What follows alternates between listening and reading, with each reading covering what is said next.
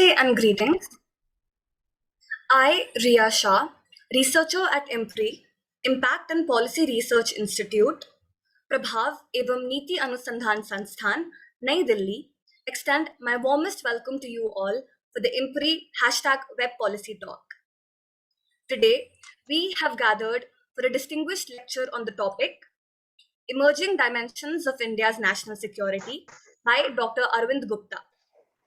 This deliberation is a part of the State of International Affairs #Diplomacy Dialogue, which is organized by the IMPRI Center for International Relations and Strategic Studies, CIRSS. We are elated to welcome the speaker for today's talk, Dr. Arvind Gupta. Dr. Arvind Gupta is the director of Vivekananda Foundation, New Delhi. He was the Deputy National Security Advisor and Secretary, National Security Council, Government of India from 2014 to 2017.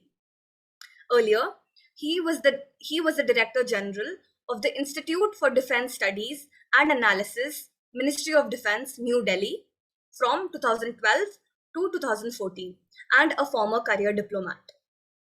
He has served in the Ministry of External Affairs and Indian missions abroad. Sir speaks regularly at the various Indian universities, military, paramilitary, police, and diplomatic academies on foreign policy and national security issues. He has also guided research students at premier educational institutions.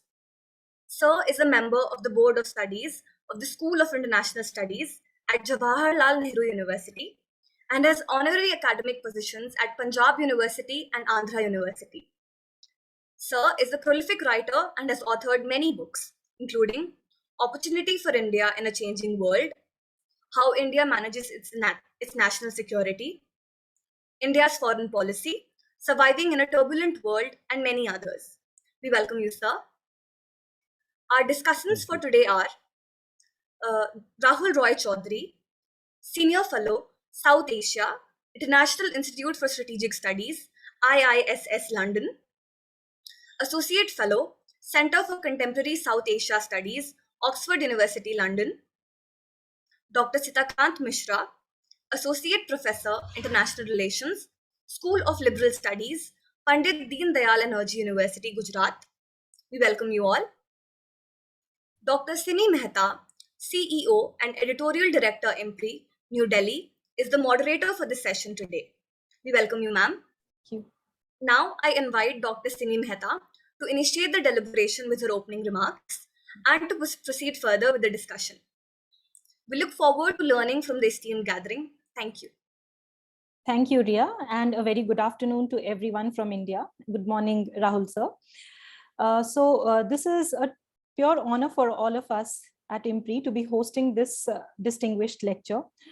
As we all know that defense of national territory over land, sea, and air, and the inviolability of land borders, land territories, offshore assets, maritime trade routes, etc. These, and as well as internal security threats to national unity, and also of the socio-economic ecosystem, and also how we nurture and cultivate the strategic relationships that support India's national interests. These are some of the basics that constitutes India's national security. So what is new in the 21st century? It is very important to understand the criticalities of various security issues that is facing India, both internal and external, and what are the government responses towards them. What becomes very important now in the 21st century that it itself has begun with numerous such challenges. Hence, we need to respond to some of the emerging concerns. What are the threats from the traditional and the non-traditional sources? What are some of the major fault lines that need to be urgently addressed in order to fortify our national security? So to discuss all these and beyond, and to have a bird's eye view of what India's national security in the 21st century would look like, we have Dr. Arvind Gupta, who will be taking us through all these, and joining us would be Rahul Roy-Chaudhury sir and also Sitakanta sir. So thank you so much. Welcome all of you, and we look forward to an illuminating discussion. Sir, over to you, Dr. Arvind Gupta. Thank you very much. Am I audible? Yes, sir. Thank you very much, Dr. Simi Mehta. My gratitude to IMPRI for this invitation to discuss with Rahul Roy-Chaudhury, my dear friend of many 2 decades more than that, and Dr. Sitakanta Mishra, also I met earlier, and young colleagues. Next 1 hour or so, we will devote some time on discussing what is new, as you said, in the challenges, national security challenges that India is facing. I would actually, I don't have any written script. I only have a few notes in front of me. So I will just talk perhaps briefly about some of the issues I want to flag, and I'll be very happy to progress the discussion depending upon what comments we receive. So, Simi, you mentioned about the national security challenges in the 21st century. Now, I remember when I joined the National Security Council Secretariat, where my intimate association with national security issues began. At that time, the Kargil was in progress. The Kargil attack was happening. And now when I look back, that seems to be a pretty, of course, it was a very serious attack, but it seems quite innocent compared to the challenges that we are facing today.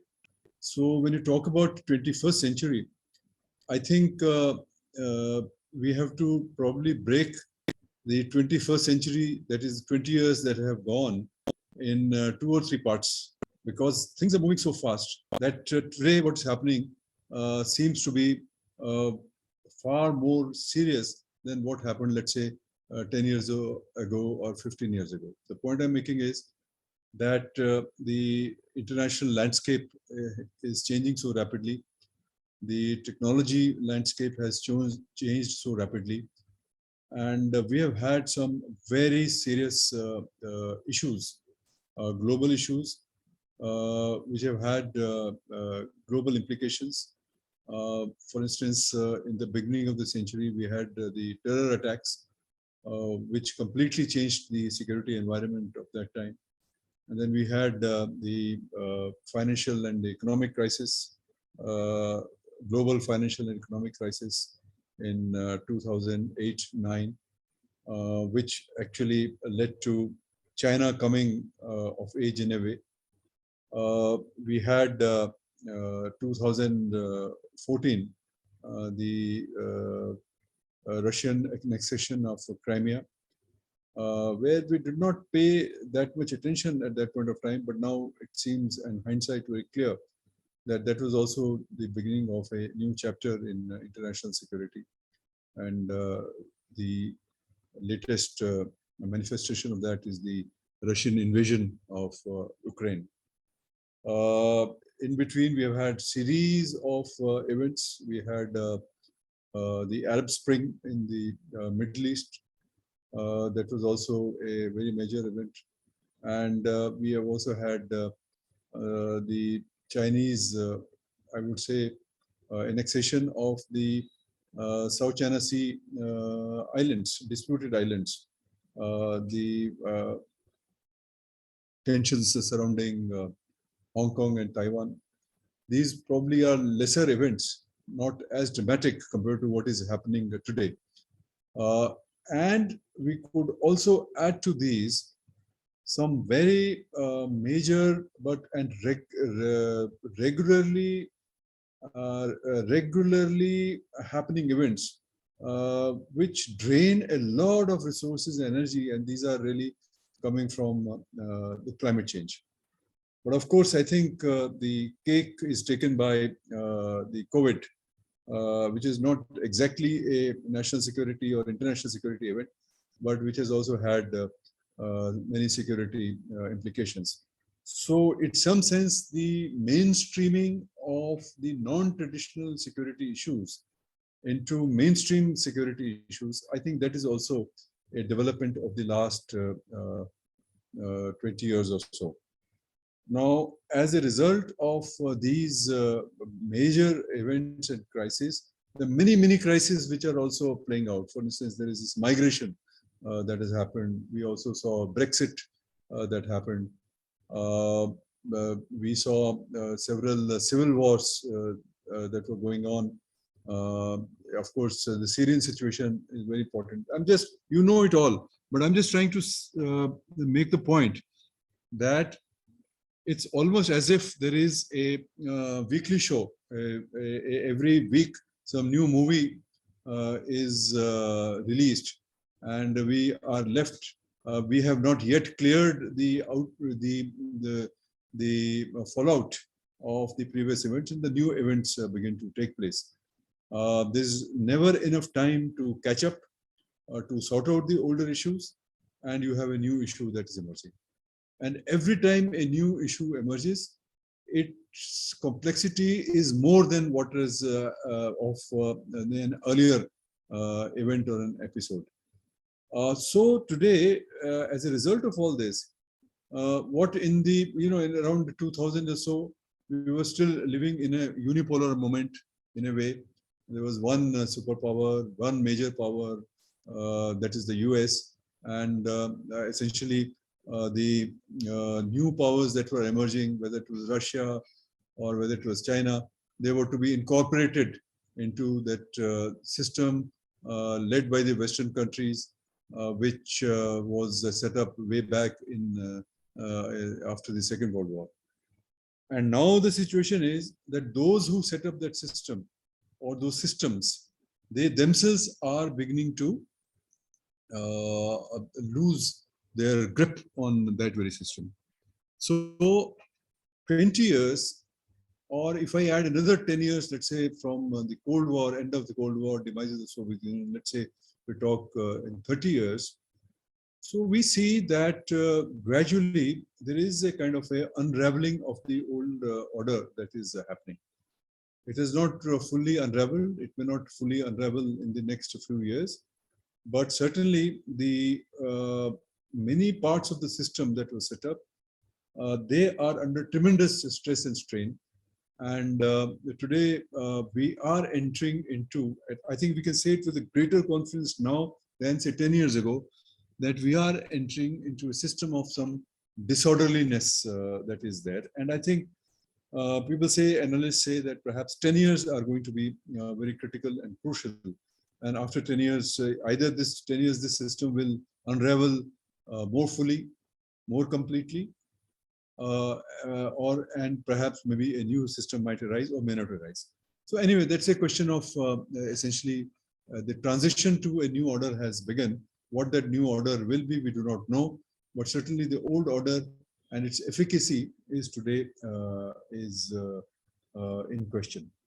So that is briefly where we are in terms of the 20 years that have gone by in the third decade of the 21st century. So three issues that I pick up, which I briefly mentioned: COVID-19, climate change, and the Russia-Ukraine war. These are very contemporary, and all of these have introduced new urgencies in India's national security concerns. All these three factors. And as a new order emerges, our security challenges will acquire new dimensions and greater complexity. So we will have to be thinking about, firstly, conceptualizing what is the nature of the challenge or challenges, and how do we deal with them? So that is a big question that we have. Yes, while we speak about this, all the traditional challenges that we have faced for the last 75 years, in some form or the other, they continue to exist. It's not that they have gone away. It's only that some have gone up a little bit in the priority, some have gone down a little bit, but they continue to exist. And of course, they are getting, it's becoming more and more difficult to handle them. So that's a big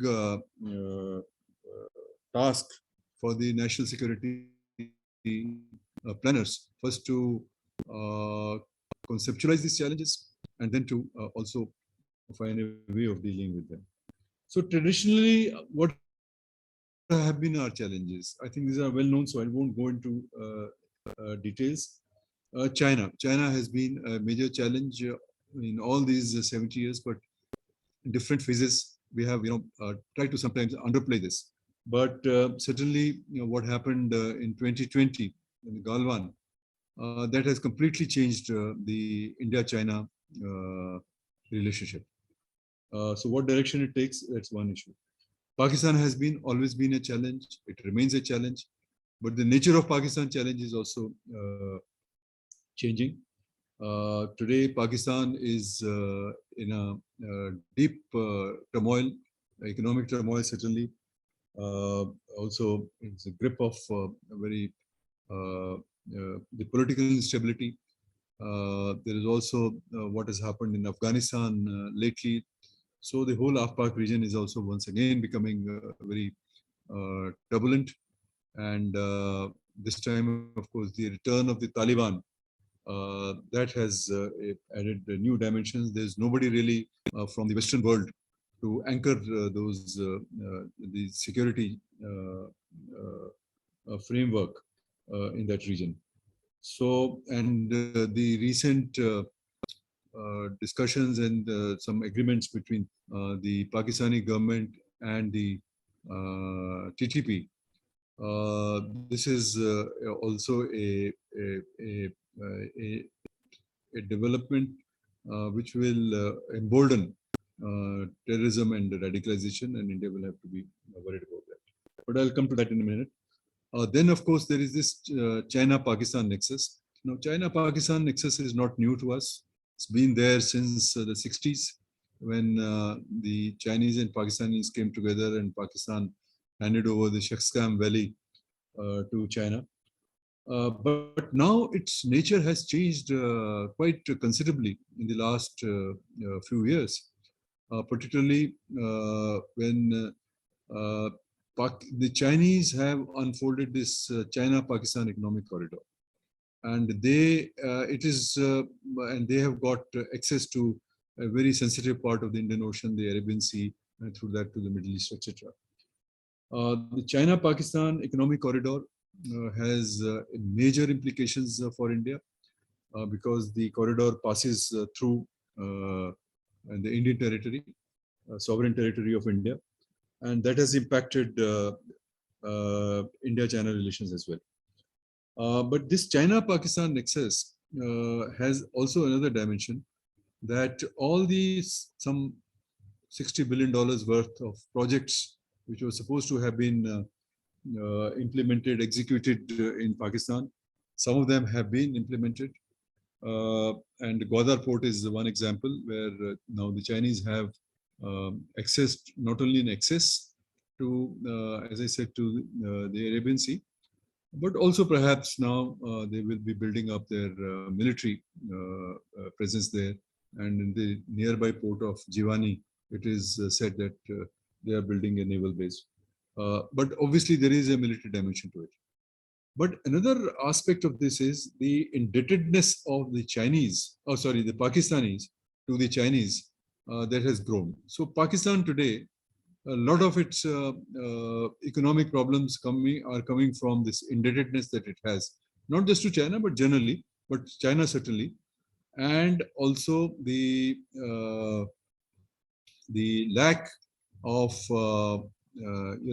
productivity in the Pakistan economy, and there's hardly any tax base, etc., plus corruption and so on. So all this has made Pakistan almost a client state of China.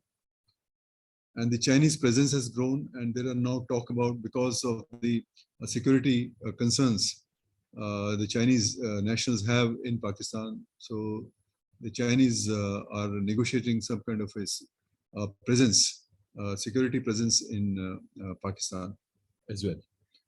So Pakistan becoming a client state of China becomes a major threat for India. So it's a China-Pakistan nexus that we have to see. I mentioned Galwan. So as I said, today, apart from China-Pakistan nexus, China itself, what it has done in the last 2-3 years is also remarkable. I mean, they have always been presenting a face that India and China should come together, and there should be a multipolar world, and the two countries should contribute to that multipolarity and stand up to the American hegemony, etc. But for some reason, they abandoned all that, and they did an aggression. They committed an aggression against India, and the Galwan was the result of that. And a huge deployment of Chinese forces close to the LAC, and then the Indian response to that. So now we have an unprecedented situation of a very heavy military deployment, army deployment close to the LAC. So all those peace and tranquility agreements, etc., that we had signed with the Chinese, they have become ineffective. So we have had 15 rounds of military level talks, military commander level talks, and no results so far. And the External Affairs Minister recently said that he conveyed the national sentiment to Wang Yi, I think when he met them recently. And the national sentiment, as you know, is today very anti-China in India. And he also made a very important statement. The Chinese want the relationship should return to normal. But Jaishankar said that return to normalcy without disengagement, de-escalation, and without peace and tranquility on the LAC is not possible. So, which means India-China relationship is now in a deep freezer. Of course, other factors have also contributed to this. One is the Chinese perception that India is getting closer to the West. India is a part of the Quad. India's growing security relationships with the West, particularly the US and the other Quad members, Japan, Australia. And of course, India's growing security relationship with UK, France, who have now interest in the Indo-Pacific. So all this is now is a cause of concern for the Chinese. And they would very much like to wean India away from the West, but that's not going to happen. So I think India-China relationship is still a big problem. The other security issues that we have traditionally dealt with, but also taking new dimensions. One is this cross-border terrorism, radicalization and extremism, narcotics, drug trafficking, human trafficking, etc. All these are known to us, and we have been dealing with them. But again, the seriousness of these issues has grown many folds. Pakistan has reacted adversely and with vehemence to India's efforts to reorganize, or India's decision to reorganize the state of Jammu and Kashmir with the abrogation of 370. That, I think, completely rattled the Pakistanis, and they have become almost obsessed with the Kashmir question. So they raise it everywhere, here, there, etc. But more important, they are also, the cross-border terrorism continues, although its dimensions are a little less because of the because of the alertness of the forces. But I think their encouragement to the local insurgencies, militants, etc., that continues. And we have seen the last few years, the Pulwama and the Uri and all those terror attacks, where there is a very clear Pakistani hand in all this, and the Indian response, with a robust response to all this. So I think there's a new normal in India-Pakistan relationship now, that if they will react to, if they commit a terrorist act, India will react. And yet there are, this encouragements to the locals to do these killings, a spate of killings of civilians that has happened in Kashmir, etc. Now, all this is a new dimension to the Indian security. The Jaish-e-Mohammed and the elites and the various other groups, they continue to remain entrenched in Pakistan, but also in Afghanistan, where they continue to maintain a close relationship with the Taliban. So, with the Af-Pak region, terrorism, radicalization, which springs from that part, that is taking on a new dimensions altogether. So, the changing landscape, the regional landscape, is contributing to that. We've had very serious maritime and coastal security concerns. And Dr. Rahul Roy-Chaudhury is very well versed in that. He's an acknowledged expert on that. But maritime and coastal security, now after many years, we have had this maritime advisor in the National Security Council Secretariat now. So we are looking at these challenges, but these challenges themselves have multiplied many times compared to what was, say, 20 years ago. The whole area of Indo-Pacific today is far more militarized. The disorder at sea has increased many folds. Then, of course, there are challenges of the use of the oceans and the coasts for drug trafficking and for human trafficking, etc., that has grown. And we have seen over the last just about 6 months, 8 months, particularly after the Taliban takeover of Afghanistan, huge narcotics fall in India. The seizure of narcotics and thousands of crores, in fact. And every week, I think one hears so many 100 crores of heroin that has been seized, either in Mundra. Just yesterday, I think there was a news of that nature. We saw one consignment, I think last November or December, some 26,000 crores. So all this is quite clearly, narcotics is becoming a very big challenge. Then you have the traditional challenges of, these are somewhat now a little depressed, but insurgencies in the Northeast, left-wing extremism, these are been brought under control, but left-wing extremism continues, though at a low level. I think Northeast, more or less, the insurgencies have been controlled. There's nothing much happening there. And for that, the growing relationship between India and Bangladesh has had a positive impact. But the fact that the way we are today in Myanmar, or the way India-China relationship is developing, I think India will have to remain alert about the Northeast, because the situation can be disturbed, and particularly the influx of Rohingyas in India, etc. That is a matter of concern. So, in varying degrees, all these concerns remain valid, and their salience goes up and down, as I said, depending upon the regional landscape.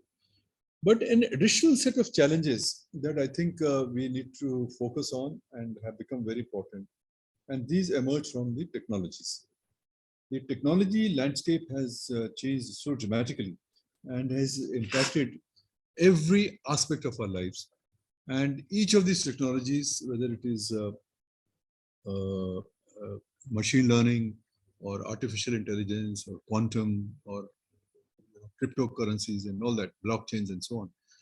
Now, each of these are dual use technologies. So they have tremendous social, economic, cultural impact, but they also have had this national security impact. The cyber security and space security, these are challenges essentially are challenges of technology. Add to this massive challenge of disinformation in social media and what to do about it. Nobody seems to have a clear answer as to what to do with the social media. which is now driven by technologies, is now a Frankenstein monster. In fact, today the Russia-Ukraine war that is happening, probably 20% is military and the 80% is a hybrid warfare in which disinformation, information, etc., and narrative, war of narratives, etc., is playing a huge, huge role. So we have been at the receiving end of the social media. A lot of the social media has been used to spread disinformation, cause disharmony, accentuate fault lines, tarnish India's image, undermine India's achievements, and blackwash India's leadership, and so on and so forth.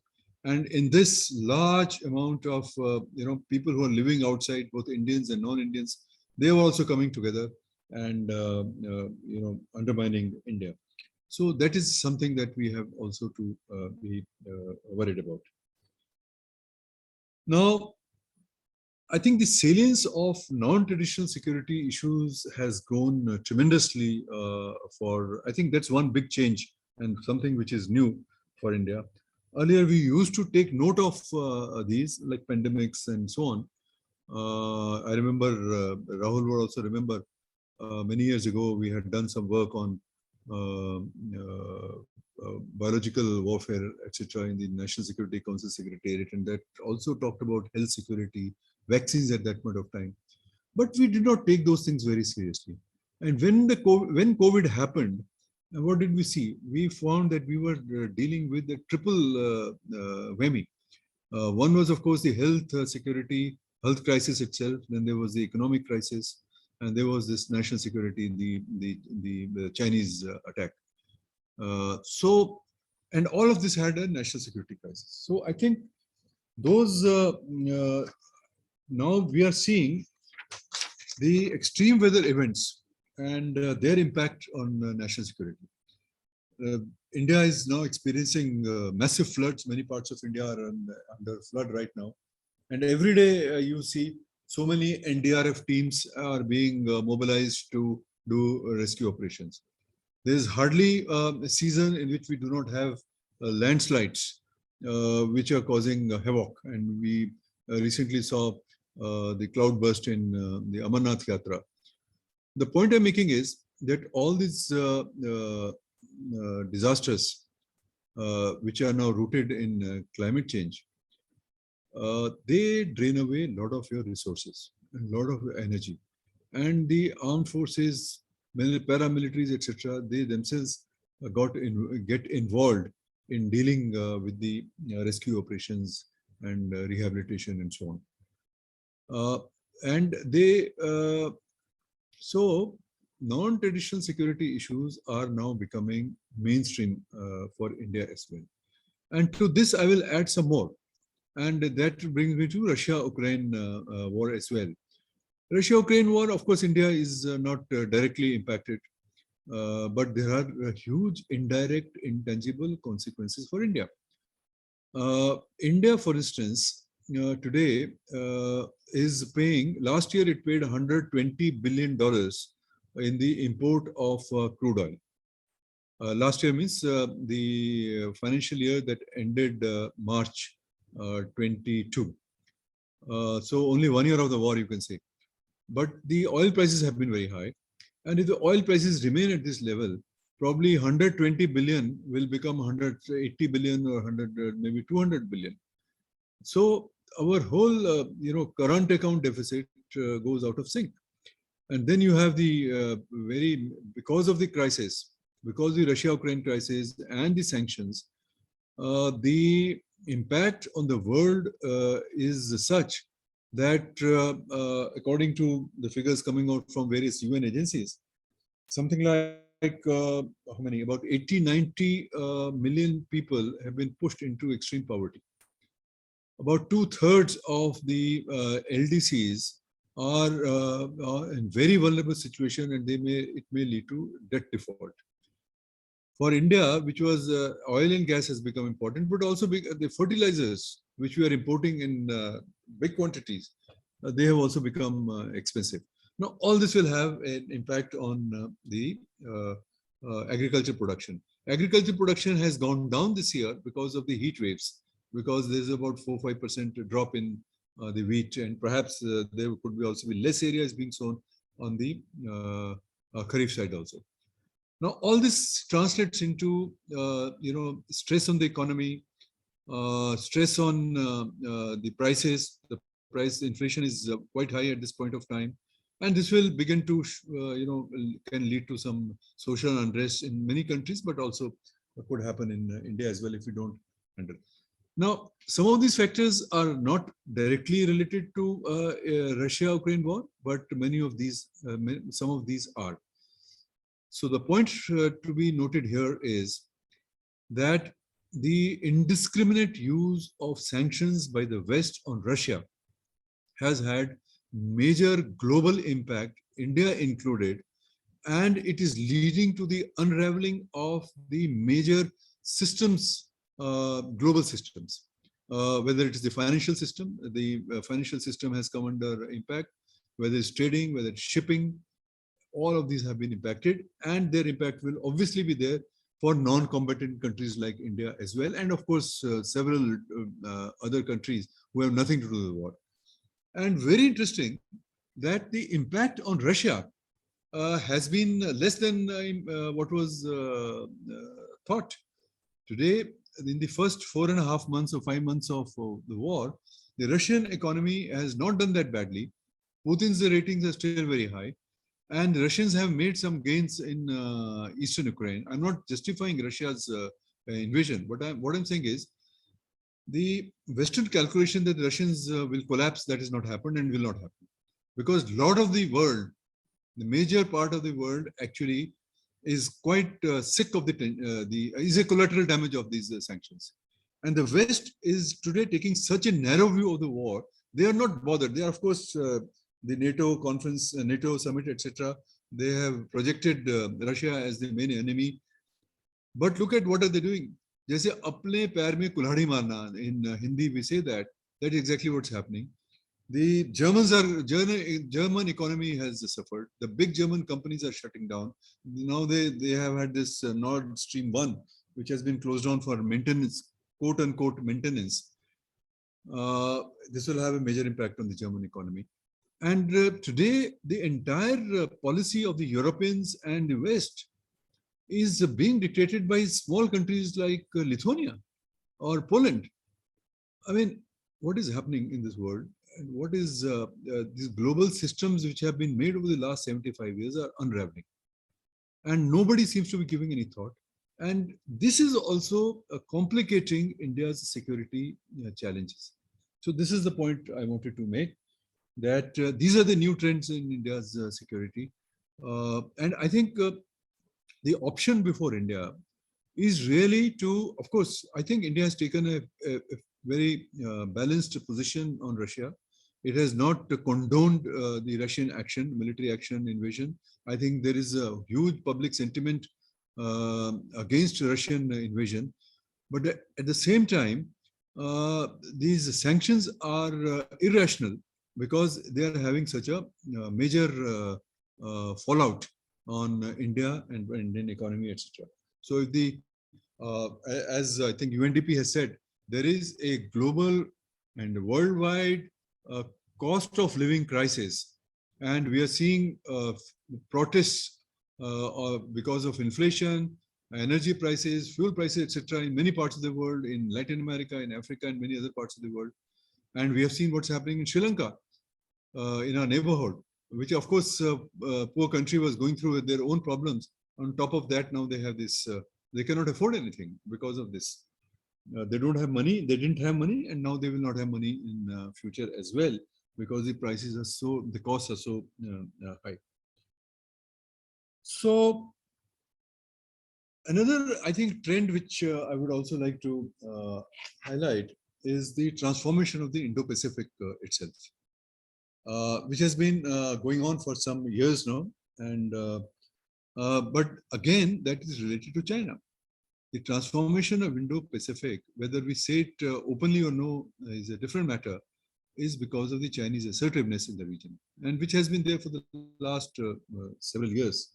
So China's assertiveness and aggression has transformed the Indo-Pacific, and the emergence and consolidation of the Quad, the formation of the AUKUS, the inclusion of Australia in the Malabar naval exercises, India's deepening defense cooperation with Quad member countries, particularly with the US, India's growing security cooperation with France and UK, both of whom have interest in Indo-Pacific. These are some of the responses to these changes that have taken place. I mean, Indian responses to the changing security environment. There's been internal repercussion also on the defense side. India has realized that India needs to diversify its defense procurements. The Russia-Ukraine war, I mean, of course, we have a very deep relationship with Russia, but whether it will remain so in future, one doesn't know, because Russia is undergoing major changes itself, whether their defense manufacturing will be sustained or no, we have to see. Russia's growing closeness, or rather dependence on China is a major strategic event. The West seems to be not bothered about it, but certainly India is very concerned about it. It has very serious adverse implications for India. And all this is now leading for a certain impetus to the defense reforms in India. So the government has now, the Make in India program, a number of initiatives have been announced. And I think in the next few years, we will see that Make in India program will gather momentum, and India will begin to make a lot of these items in-house, of course, with the collaboration with the Western countries. And I think many Western countries are ready now to come to India. And India will also emerge as an exporter of defense equipment, and slowly this is growing. So these reforms which have been talked about for the last 20 years, they are now, I think, becoming a reality. Though, of course, the pace is still slow, and it needs to pick up. But I think a focus on defense, the involvement of the private sector in defense manufacturing, I think that's a positive sign now, and that is beginning to happen. A very important area, that is the tremendous boost in the startup to the startup ecosystem, and many of these startups are in the defense manufacturing.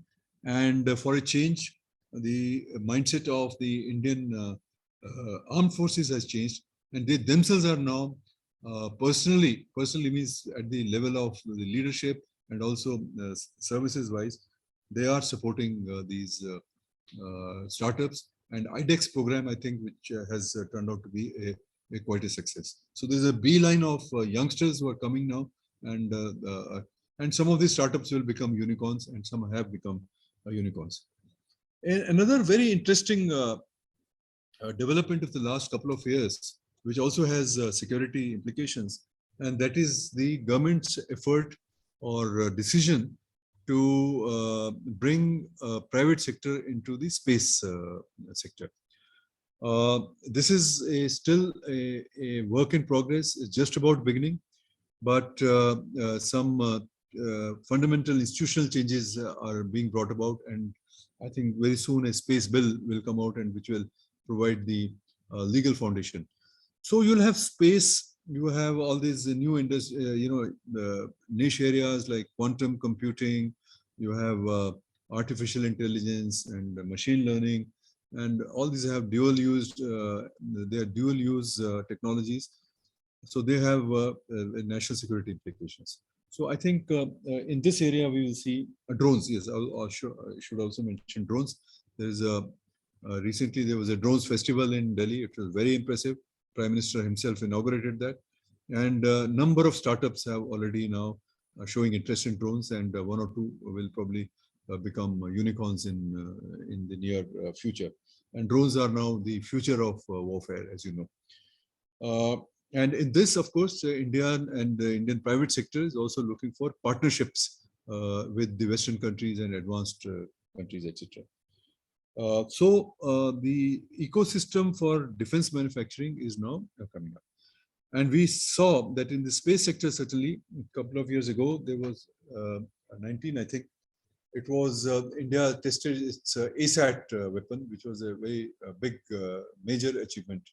And today, DRDO, ISRO, they are now willing to transfer technologies to the Indian private sector. The rules are being made for that. So this will have a major implication for India's security also. Let me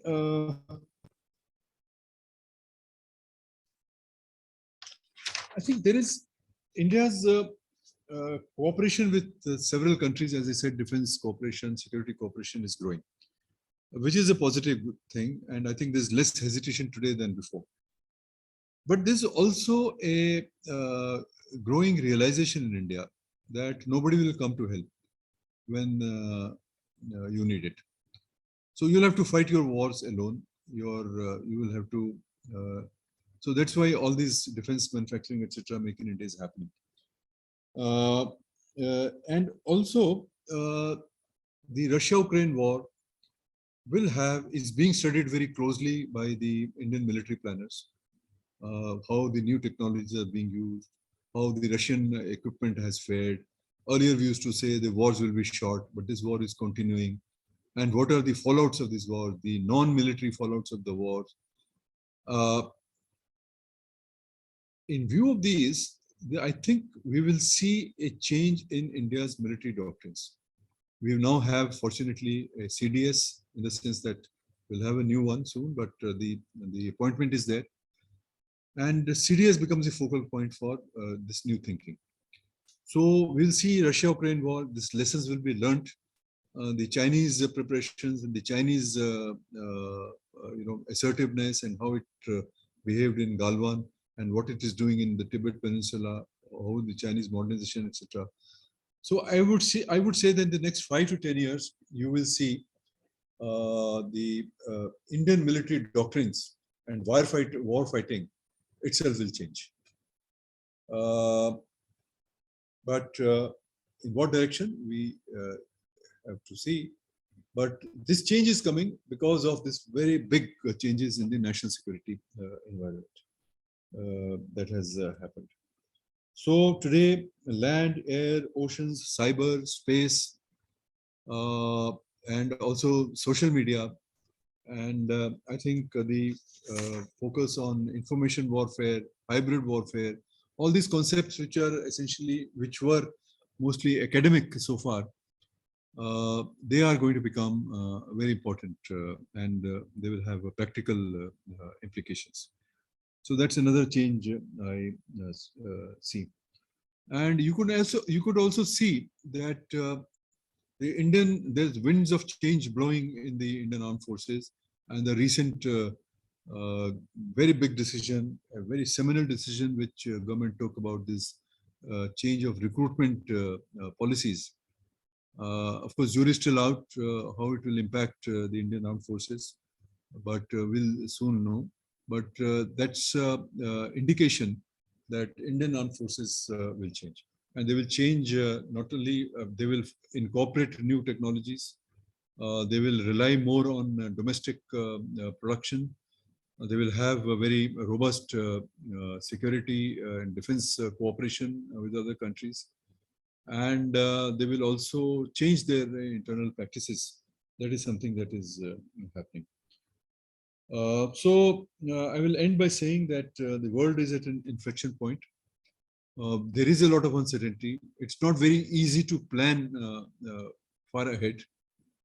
But as the degree of disorder in the world increases, India's security challenges will become that much more complex. But since, I think there is a lot of, let's say, sensitivity to these. There's a strong leadership, the political leadership and the military leadership. And I think the two are working in tandem. that's something that is very positive. So if fresh thinking is happening, and I'm sure we will be able to deal with challenges effectively. So with that, thank you very much. Thank you so much, sir. It was indeed very illuminating, and you've raised so many important points. Um, Thank you so much again. Thank you. I would like to invite Rahul Roy-Chaudhury to make his comments. And also, sir, if you could give your reactions to Dr. Gupta's presentation, and if you would like to also raise some questions, you're most welcome. Thank you. Thank you, Dr. Mehta.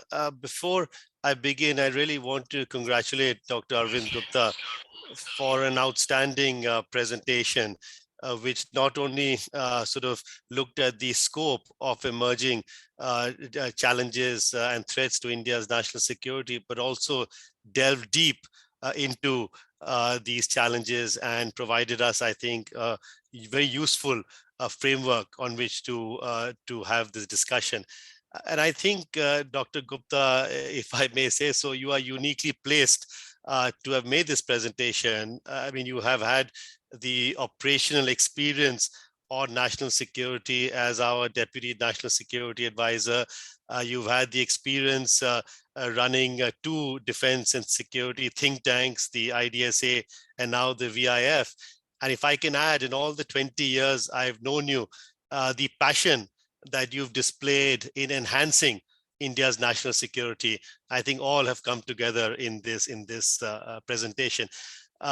So let me, as Dr. Mehta invited me to do so, let me make three comments just to add some aspects to the presentation and end with three questions.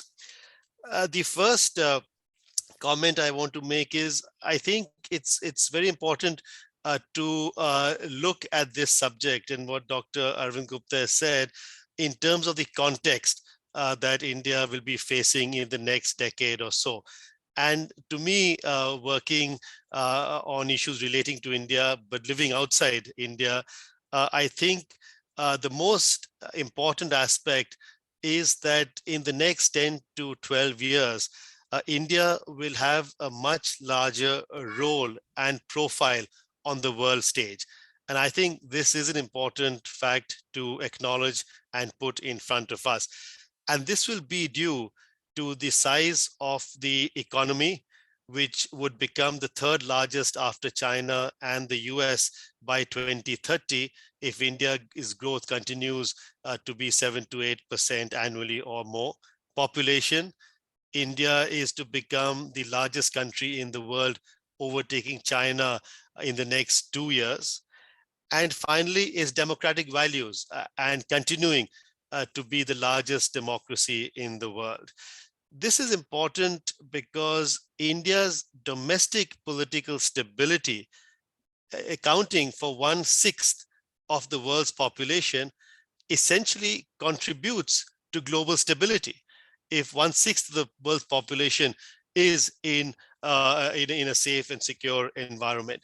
At the same time, the global challenges that we've seen most recently, whether in terms of vaccine manufacturing or attempts to counter climate change, in the next decade or so, India will become an even more important participant in ensuring that these challenges are overcome. So my first point is that in terms of the context of India's national security challenges, it is important to realize that the challenges that India will face in the next 10 to 15 years will impact it more if these challenges are not overcome in terms of India's own role and profile in world affairs.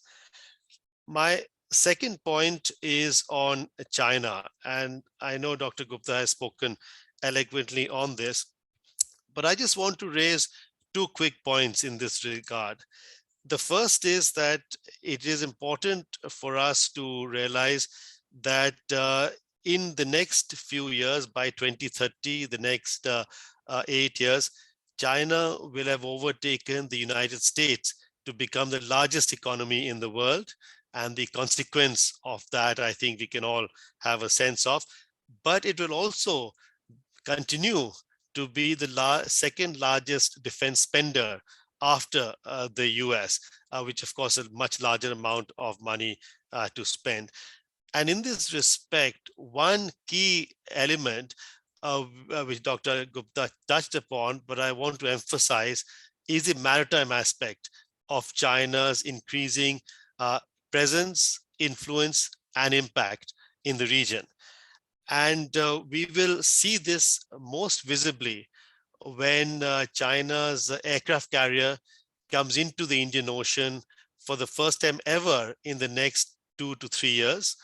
And by the early 30s, we can expect for the first time a Chinese aircraft carrier task force with the requisite ships and air power required, again, traversing across the Straits of Malacca and Singapore into the Bay of Bengal. And that, to me, is really going to be a game changer in the nature of China's relationships with India, but also other countries. So far, China is a land neighbor of India. It is becoming a maritime neighbor of India. And I think in terms of the Indian Ocean and the importance for India to focus more on the security of the Indian Ocean in partnership with other countries is tremendously important. I mean, on the other hand, we've seen recently a pulling back of India's focus in relation to its proactive policy towards Indian Ocean security, when from being or seeking to be a net provider of security to the island and littoral states, the Indian Ocean, India is now seeking to be a preferred security partner of these countries, which does appear as if the resource constraints, the capability constraints on India are sort of making it sort of more cautious in dealing with this region. And my point here is that actually India needs to be far more proactive in the Indian Ocean, and I would argue more than the Pacific part of the Indo-Pacific. And my final point is that actually, in addition to looking at emerging and new threats and challenges to India's security, we shouldn't forget some of the older ones, as Dr. Gupta has pointed out. But I want to sort of focus on the uncertainties within India's neighborhood, within India's immediate neighborhood, and the impact that has on India's security. I mean, today we see the political chaos that is emerging in Sri Lanka. Dr. Gupta, in his tweet, I think yesterday, wisely counseled the government on restraint in terms of sort of interventionist role in Sri Lanka. Bangladesh, again, we could see certain, instabilities in the region. Maldives could again be there. The point I'm making is that, in addition to looking at some of the new challenges, we shouldn't forget the old ones. And as Dr. Gupta said, we don't have time to overcome some of the old challenges before the new ones come. But I would argue that, we need concerted effort and focus to actually look at the challenges and try to overcome them as best as we can, compromise diplomacy in the neighborhood. And I'm not, keep talking about Pakistan and China in this respect, but mainly the smaller island and littoral states of South Asia. Let me end with 3 questions to Dr. Gupta. The first is the question of the Quad. And as Dr. Gupta has said, that the importance of the Quad in India's foreign and security policy.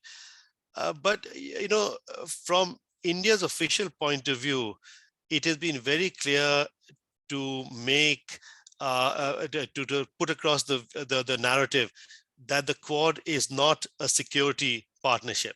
That it is sort of, a partnership for the greater good, for global good of like-minded countries. But of course, there are elements of the security aspect here. You have the naval exercise of all 4 Quad countries, which is, through the Malabar exercise, but seems to be a quad naval exercise. You have a cooperation increasingly on cybersecurity and intelligence analysis and assessment among the quad countries, the meetings they've held so far. So the first question is, what are the constraints in India sort of publicly stating that, yes, the Quad is a security grouping on key issues to serve as a counterweight to China? Because in many ways, the Chinese actually believe this in any case, even if the narrative is not there. So that's the first question. The second question is on the fascinating comment Dr. Gupta made about the India-Russia relationship and some of the challenges that could come in the relationship. I mean, the paradox for me has always been that Russia has been one of India's major arms suppliers for the principal objective of countering China, with which Russia and China recently have talked about an unlimited partnership. So the question is that if a result of the Russia-Ukraine war is a weakening of Russia in relation to China, how will that impact any future arms transfers that Russia may be able to make to India in terms of a possible veto that the Chinese could exercise on those arms transfers? And my final question is a question that I know Dr. Gupta has been grappling with for decades, and I've had a small role in this, and that is the connection really between thinking about the prosperity agenda for India and the security agenda. And how do you actually, seek to provide intellectual thought, academic learning into the big questions of defense and security policy? And here I would come to something that I was proud to be a part of when I was working under Dr. Gupta in the National Security Council Secretariat of the National Defense University. And as a member of the team to establish a National Defense University, this is 2 decades ago now, we are very proud that the report came out, that a cabinet note was made. But 20 years later, we still do not see a National Defense University on the ground. And the question is, why has this been the case? When clearly there is, as you've also said, Dr. Gupta, the importance of thinking strategically as a chief of defense staff, a new military doctrine coming out of the next 10 years, as the establishment of National Defense University, links with think tanks on defense and security could, I think, help what you have always worked for, and that is to enhance the security of India. Thank you. Thank you so much, Rahul. Dr. Gupta, would you like to respond to these comments? And then we can go to Sitakanta, Dr. Sitakanta. Thank you, Rahul, for those brilliant comments and very tough questions. Let me just do my best to deal with them one by one. Now, I think I would agree with your comments about India's growing role in the world affairs, and we can see that happening. Though on Russia-Ukraine, India had a different policy with respect to from that of the West. And yet it has managed to, the West continues to engage with India. And I think essentially what it means is that both sides of the conflict, both countries on either side, they would like to continue to engage with India. And India's policy of, its stance, which is a principled stance, and many countries share that, of early resolution of end of this war, and through dialogue and diplomacy, that's probably remains, that's acceptable to many countries. So that shows that this is just one example, and in future there could be others. And India could perhaps become a little more proactive in talking about the global issues, we still haven't quite shed our inhibitions on this. That's because India has always been a very cautious and country, because you get entangled into some conflict and then you'll have a big problem. So yes, I think role and profile has grown, but we should be able to use it for something. But the one way that India's role and profile has grown is that, and Prime Minister Modi has said it many times, that India is emerging as a force for global good. Now, that is the framework, Vasudhaiv Kutumbakam, world is a family, force for global good, etc. So that is the framework. And this is very important, that we are not seen as an as a threat. India's rise should not be seen as a threat. So that's why engagements are very important, constructive, positive engagements, sharing of India's capabilities, and in Africa, Latin America, Caribbean, and in the Pacific Islands, small some beginnings have been made. And talking about the big challenges, like Mr. Modi did talk about in G7 and other, taking up the issues which impact other countries as well, not just the geopolitics and the major countries. So that's the role in which I think India is a first responder, as it happened in the case of Sri Lanka. In Sri Lanka, for instance, in Afghanistan, India spent $3 billion over 20 years. And in Sri Lanka, it spent $3.8 billion in 6 months. So that is and that's why I think you made a very important point about the neighborhood. It's very, very important. Today we'll have to. This is again a new security aspect. That supposing there is a simultaneous eruption of crisis in our neighborhood, simultaneous. And in a way, it is. Myanmar, there is already crisis. Sri Lanka, there is already crisis. Maldives, there was one, and now they have sort of, India has sort of helped the country. Nepal, we don't know what will happen. The Chinese seem to be encroaching upon Nepalese territories also. So how does India deal with its neighborhood when there are, and Pakistan, of course, how does India deal with this simultaneous eruption of crisis? The severity might not be the same all the time, but the crisis is crisis, it is there. So we have to build our capabilities. Essentially, while India's role and profile is important and it is happening, but India must also have the capabilities. And you see, the capabilities that Indian Navy displayed at the time of tsunami, that has now led to the Quad and the other aspects. So capability enhancement is going to be the most important aspect of India's foreign policy and also defense policy. Yes, China's coming into the Indian Ocean with their aircraft, carrier fleet, etc., will be a game changer, undoubtedly. It's not going to be very easy how to deal with that, but your point about the partnerships, that is very important. That brings me to you're saying that India is pulling back. Yes, see, I don't think India is pulling back, but India certainly has the resource constraints.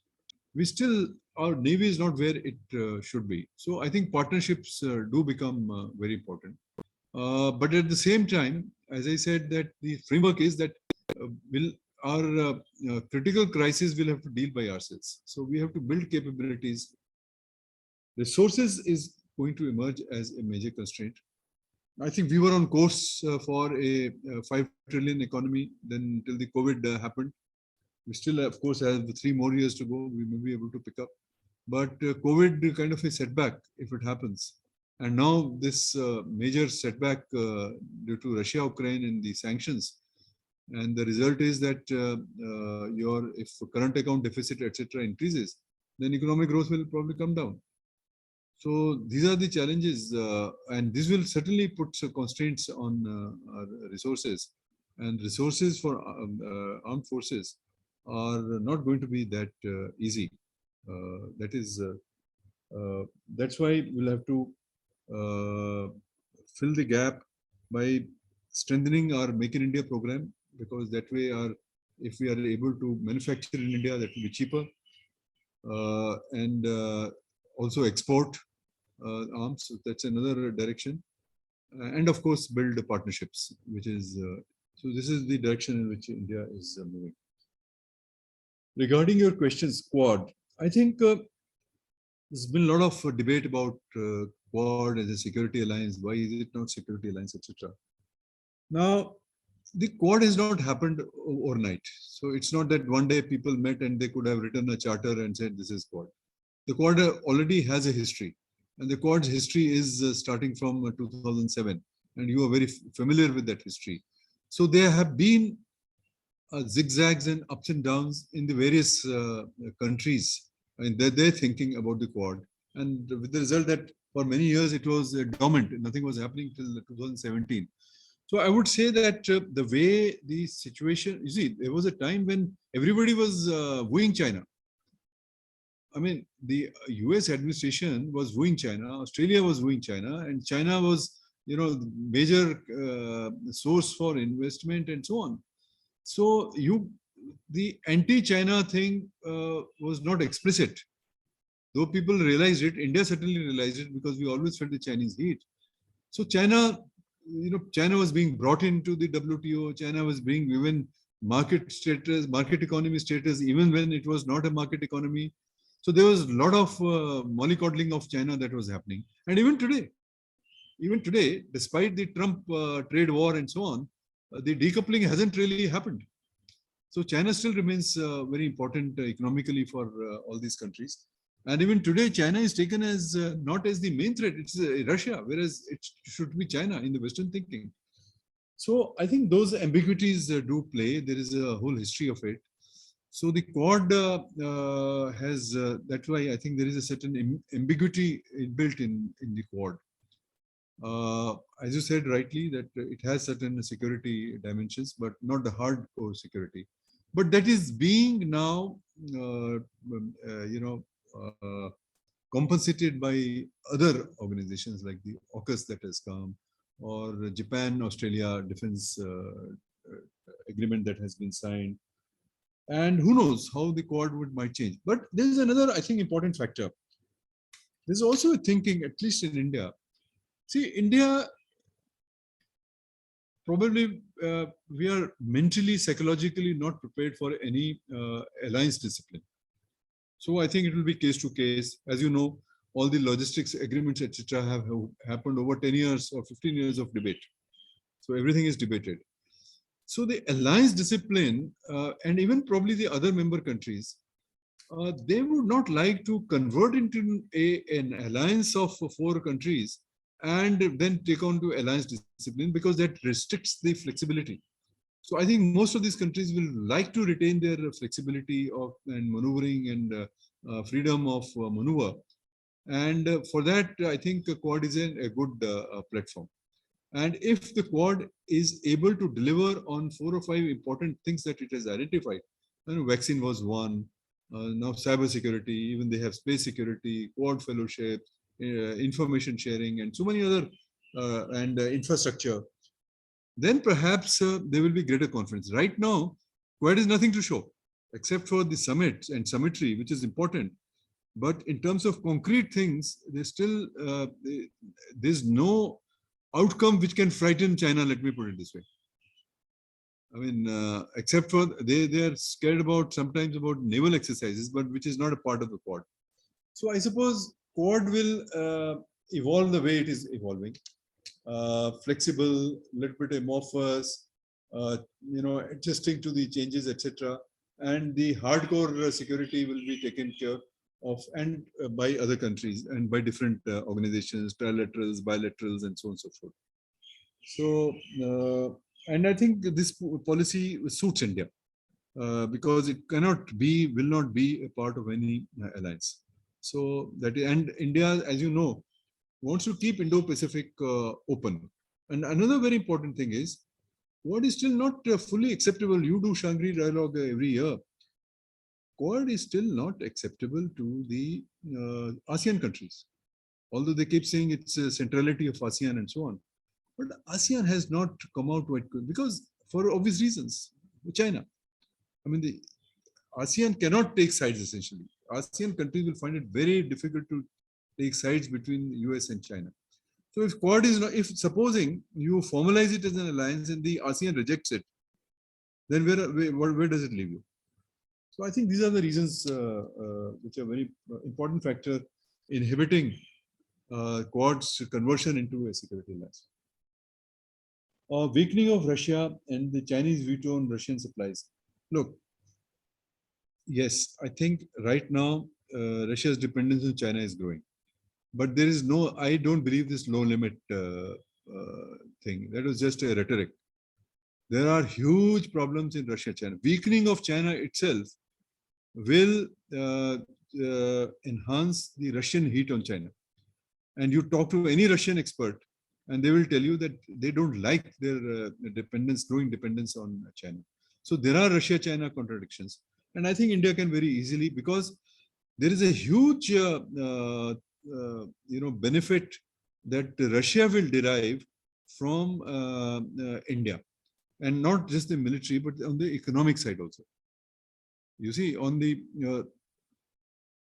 somebody this morning only was telling me that he went to Moscow recently, and the flight was full of Indian businessmen. They just wanted to see कि Russia में अब है क्या भाई, देखें जरा क्या निकलता है. SMEs, smaller, pharmaceutical, this, that, etc. So today in the area of economics, maybe there can be a little greater interaction between Russia and China. And let's not forget, this is a 1991 moment. Some Indians will conceptualize it as a 1991 moment, when the Soviet Union collapsed and all the technologies and all the intellectuals and intellectual property, etc. was available. We didn't take advantage of that. Today, if the pressure on Russia continues and the Russian economy comes under pressure, they will be looking for alternatives. And we are seeing it is happening in the oil. So today, Russian mineral wealth, Russian the rare earths, Russian technology, Russian defense, all this probably will become available at a certain discount. And they don't realize, the West says, we want to kill the Russian sources of revenue by putting a price cap on oil. In fact, it will benefit countries like India and China, because oil will be available at a much cheaper rate and in as much quantities as you want. And for us, energy security is so very important. So I think one also sees a possibilities in India-Russia relationship. And just as people in the Middle East, Turkey-Russia relationship has not been impacted. And why? Even you will see even Europe perhaps, because if I do not know what energy prices are you paying. We hear that they have gone up 4 times, 5 times, 6 times, 10 times, different parts of the Europe. You could give me some idea about that. But Europe will also bleed, no? Europe will also go into recession. In fact, I was having a discussion in the morning. People say that perhaps the war will end by another, say, two months or so.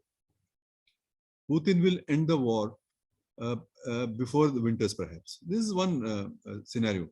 And Zelensky has already said that by Christmas he wants to end the war. So there's something which is going on, because this war is helping no one. And Russia, by that time, would have probably captured about 20-30% or 30% of the Ukrainian territory, which they think is good enough for their strategic reasons, and sit on it, and forever then they have this card, and the Europeans can deal with this, the issue for the next one generation. So Putin, there is no regime change happening in Russia. So I think India-Russia relationship, we have to really take that also on view. So while we can't condone the Russian invasion of Ukraine, but we can't overlook India-Russia partnership. And for this, energy, food, etc. is very important. I mean, we have billions of people to feed, and also perhaps the world. So the West should, today we should have an open and free discussion on what does the sanctions really achieve. So that's where we are. I think India-Russia relationship will also be in a new phase. Weakening of Russia is certainly the future on arms, Chinese veto on arms transfer. I don't think that is, the Russians will take that. So we are quite okay. And anyway, we are diversifying from Russia as well. So we'll be able to probably live with that. Security, prosperity, NDU, yes, I think this will always remain a challenge. If economy grows, security grows. That is a simple point. So we should focus a lot on economy and geoeconomics. So we talk a lot about geopolitics, but what about geoeconomics? And I think that's where our lot of focus in India should come. So we talk about agriculture, international agriculture. We talk about technology, international technology, trade in technology. We should see the IPRs. We should also look at the health security, pandemic, the technology of vaccines and all that. So I think India has a lot of opportunities in these areas, and many countries will today. West is not the only monopolizer of these technologies. You know, given some resources, the others can also come in. So I think that's a big thing happening. NDU, I think it's really, frankly, I also do not know why it is not happening. In fact, yesterday only I was remarking to someone that NDU hasn't happened, but good RRU has happened. So a lot of what the NDU was doing, RRU, NFSU, National Forensic Science University, etc. There are many places where I think we are not missing. The intellectual output from India, as you would be noticing, is now quite substantial. And there's a lot of engagement. We have a new breed of youngsters like Sitakanta Mishra, who are there, and many of his colleagues. I think India is intellectually very alive at this moment. Our problem still remains execution and implementation. Thank you so much, sir. You have responded so elaborately with all your comments, expert comments. It really makes a lot of information bridging, and really we have learned a lot. I would like to now invite Dr. Sitakanta Mishra. Thank you so much, sir, for sitting with your patience. And I would like to invite you to make your comments and also raise questions if you have any for Dr. Gupta. Over to you, sir. Okay, am I audible? Yes, you are. Okay. Thank you very much. Good evening from India. In fact, I sincerely extend my thanks and gratitude to IMPRI for inviting me to be part of this wonderful exercise. You know, Dr. Gupta, Ambassador Gupta, in fact, had mentioned me towards the end. And I must acknowledge that, sir, I've started my career listening to you many times in Delhi circles. And I have been you know, associated with IDSA during your stint. And also I recall very fondly when you were Deputy NSA, you visited Gujarat and you agreed to come to my university for a short period, and that I still cherish. So your literature, your scope and the ambience that you have provided to youngsters like me and my batch, we must appreciate that. And also Rahul Roy-Chaudhury, though it's my first you know, in-person contact with you, I have been reading your literature ever since. I have some common friends who talk about you as well. So I'm known, you know, I know you very well through your literature. In fact, my humble submission is that after Ambassador Gupta's lecture and Rahul Roy-Chaudhury's you know, comments and elaboration, in fact, nothing left for me to add on to the debate except amplify a few other aspects which I think are equally important. So it's really a privilege to be part of this big you know, exercise. And I'm really happy that I'm now sharing the dais, though virtually, with Ambassador Gupta and Rahul Roy-Chaudhury. You know, I think, as I told, virtually nothing is left after Ambassador Gupta spoke very elaborately. But as a student of international politics, as a teaching in the teaching profession now, if I take the debate to the conceptual level a bit, somewhere I find, I think, the foremost challenge for India in the forthcoming decades would be coming from the profile itself. What a little before Rahul Roy-Chaudhury rightly pointed out, the profile of India is getting larger, its role is getting larger, and that is where the challenges would emerge.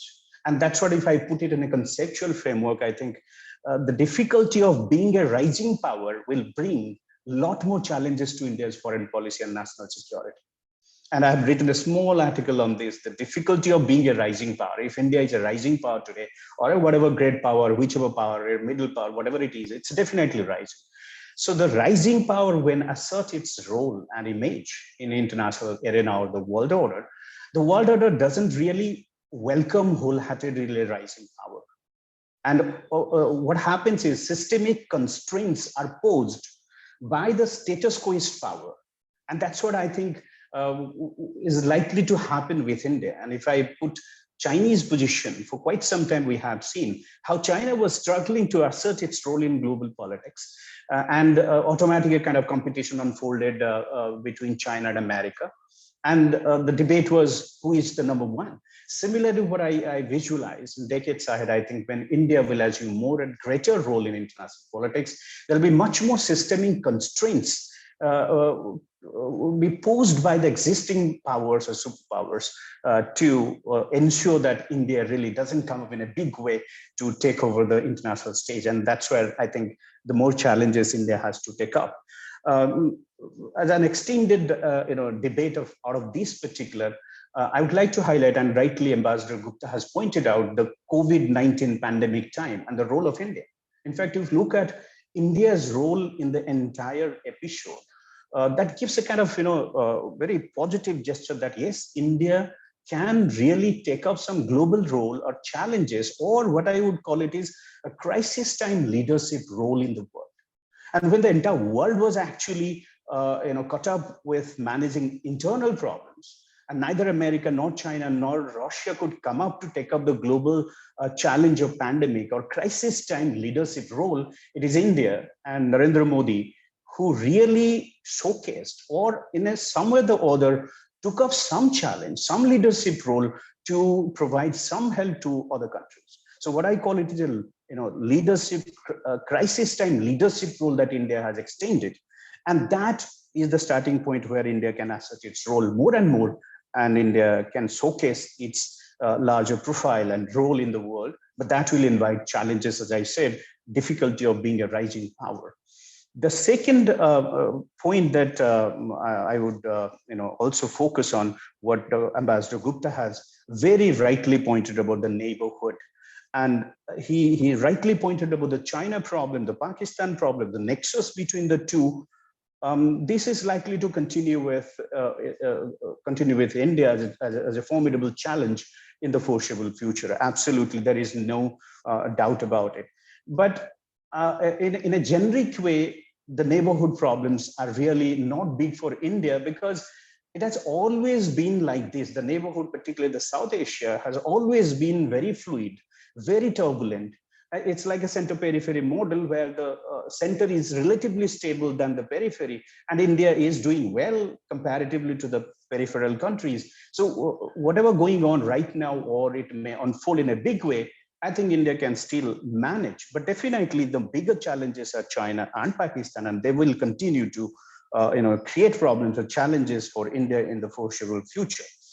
But what I see, Pakistan per se is not a big threat. For the last 7-8 decades, India is managing Pakistan rather in a better way. And India is confident to take care of the Pakistani threat. But what I'm worried actually in the neighborhood context is the instability within Pakistan, which India has not a big role in that. India cannot do anything about the instability within Pakistan. And if Pakistan gets into a kind of slippery slope and explode or implode, whatever way it is, automatically India will be affected. So that is where the problem, I think, from Pakistani side. In case of China, yes, it is a problem, and we are all aware of this, and India is doing really. But my concern is, look at Chinese strategy towards India. China really understood bigger way, much better way India than India understanding China in a better way.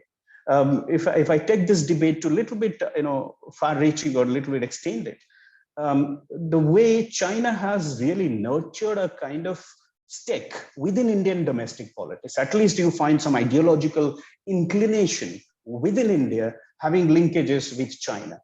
But if you look other way around, India has not been able to really create a stake within Chinese domestic politics yet. And that's what is actually the requirement today. yes, the Buddhist population, what we are so boasting of, saying that yes, around few percentage of Chinese population are Buddhist, but really they are not our assets, because from the very beginning, China has very cunningly, cut the connection of Buddhism of India. Rather, they have created a Chinese Buddhism, and the Buddhist population, what they have, they really do not owe their allegiance to India, even if they're emotionally attached to. So the challenge, I think, for India in the foreseeable future, how to create a stick within Chinese domestic establishment or domestic constituency. If that can be done, I think that will be a big achievement for India, which is not really so easy.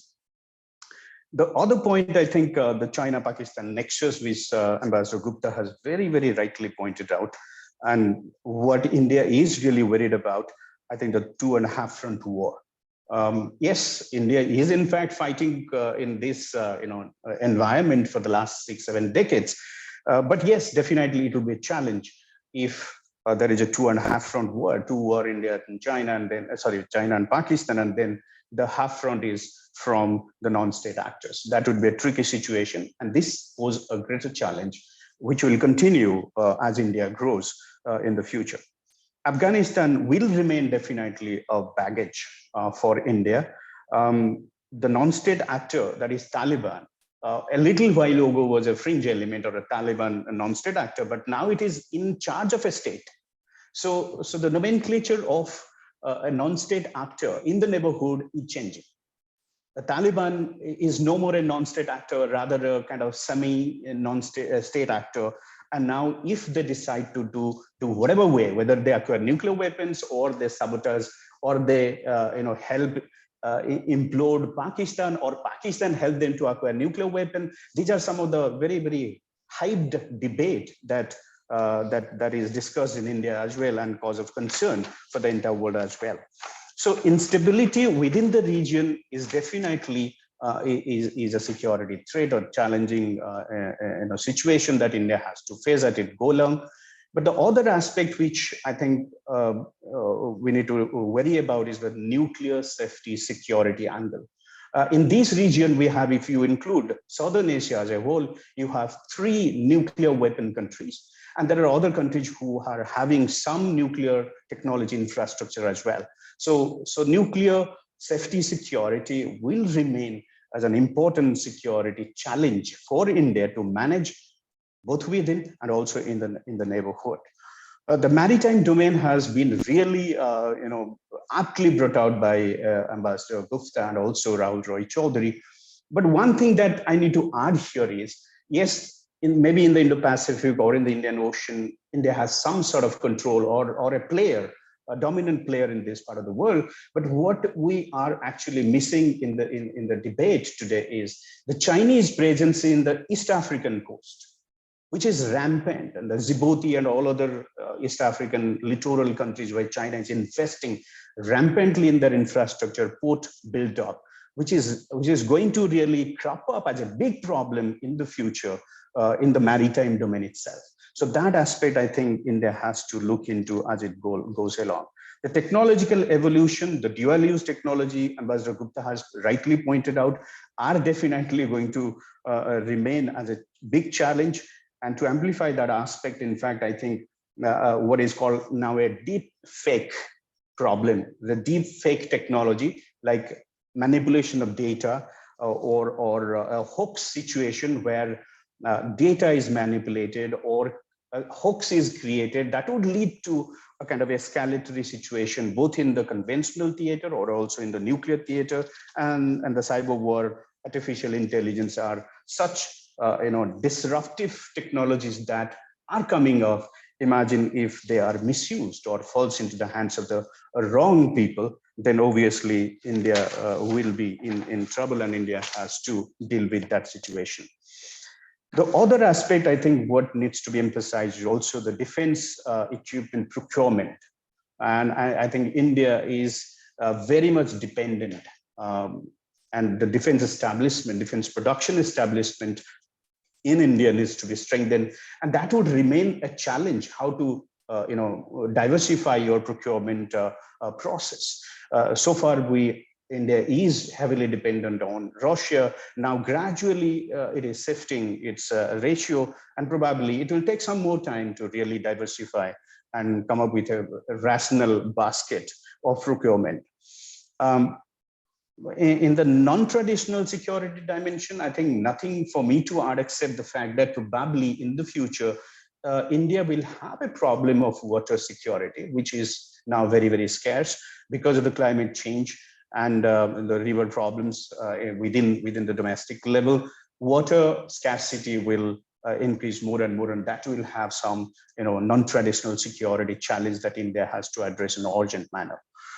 Energy security is always a problem, has always been a problem over the last few decades, and more volatility in the neighborhood, particularly West Asia or Central Asia, is going to pose bigger challenges for India, and Indian diplomacy has to maneuver, and this will continue at least as a big challenge for foreseeable future. The last point that I would like to highlight, I think Ambassador Gupta has rightly pointed about the space dimension.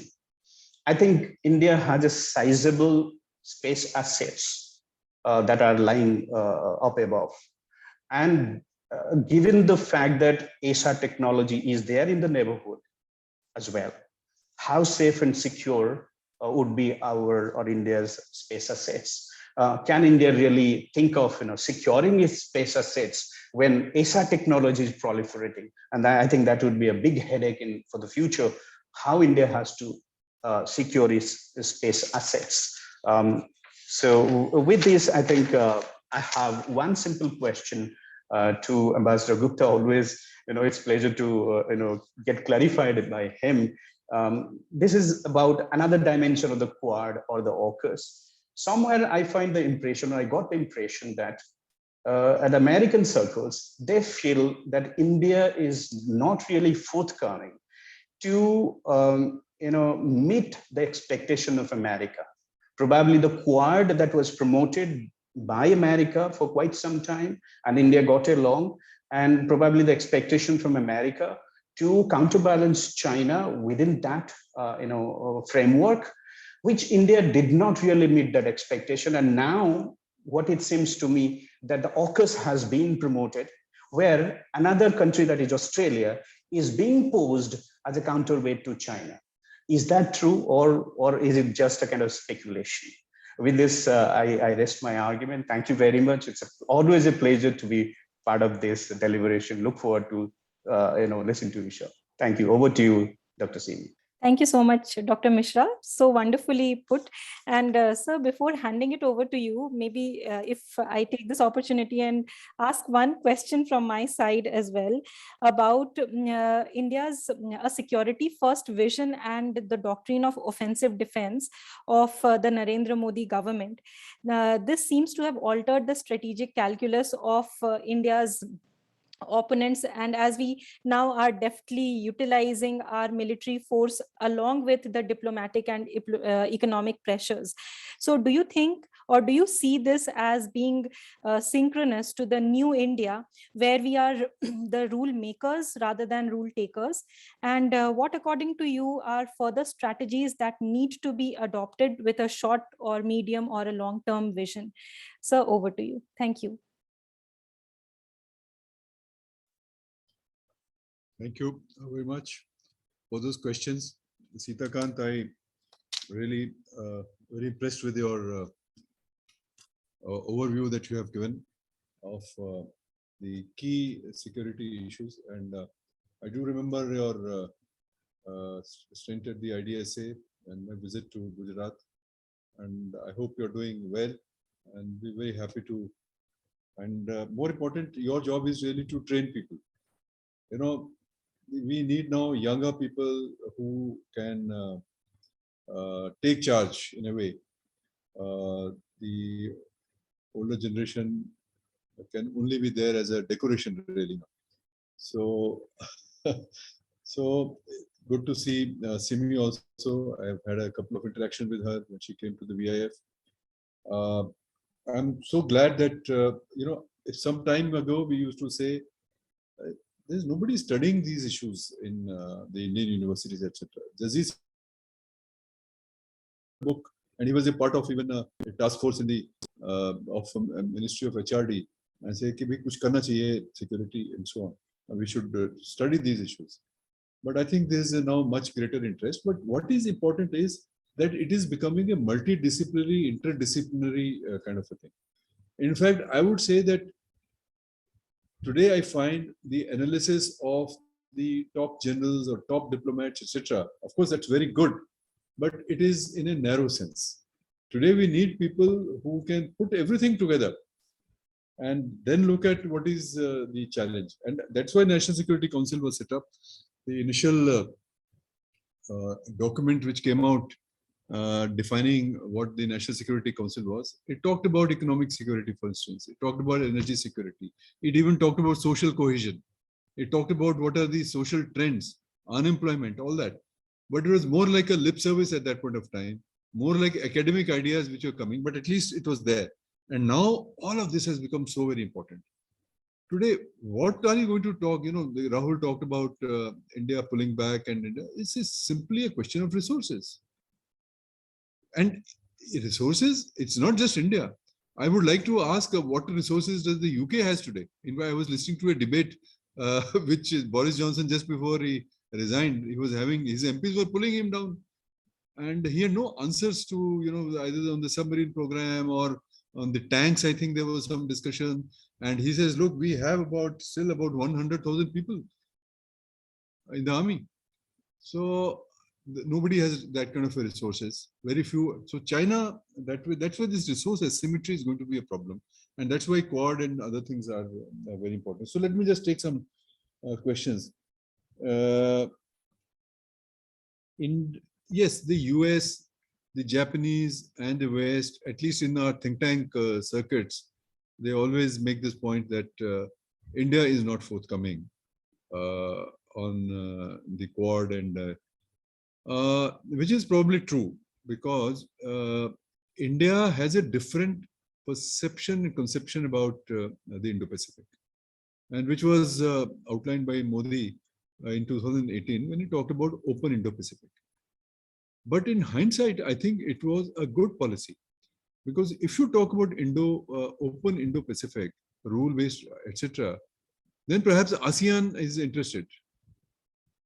So, and since you are democratic country, I mean, grouping of democratic countries, democratic values, etc., so this automatically keeps China out. So you achieve the same purpose. So I think this is true, but also please also note that, do you want India to get involved, let us say, I mean, in a scenario that if there is a Chinese invasion of Ukraine, what can India do? I mean, this is a question which our own planners, should we join the flotilla there and send our own ships, etc., to fight? But do we have that capacity? I don't think we have that capacity. We are still not there. Our Navy is grown, but not to that level. So I think there are some practical constraints there, and which the Americans know very well. But Americans, I think, have come to terms with this, at least so far. All the previous dispensations, they've all come to terms with it. They think that whatever way India can help, that is valuable to them.